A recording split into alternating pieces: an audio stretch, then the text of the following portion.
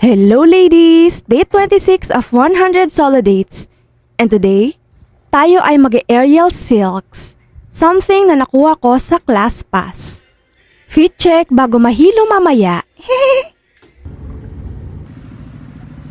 Basic aerial silks lang ang binook ko, so expected na carry ko naman.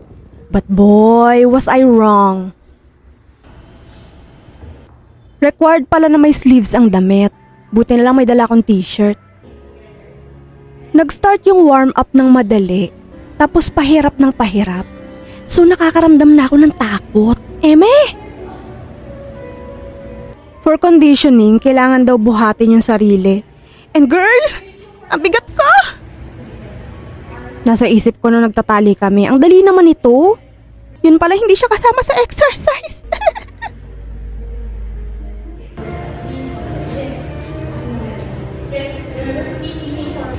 Okay, bring your knee in between both fabrics. Okay, forward ka. That way, feel mo yung fabric sa air. Okay naman. Yes. Okay, yes. Forward. Yes, bumutakot. Dito ako. Straighten your elbows. Yes. Remember to bring a little hips a little lower. Straight down, bring your hips down. Yes, tumima. Okay. Okay, arch, look up. Okay, very nice. Tama ko yan. Sige. Let's proceed. Sige, pull up. Pull up. Okay. Ito. Bring your hips down. Bring it all the way down. Tayo with okay. What we'll do next naman is let's pull up.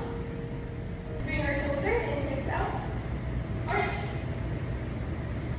Try to bring your leg as far back as you can for a good arch. It was kind of funny, pero that time bumaba talaga yung self-esteem ko dahil sa bigat ng katawan ko. I was not this way before. I was sort of athletic. That time ang nasa isip ko lang, deserve ko mag-pizza after this.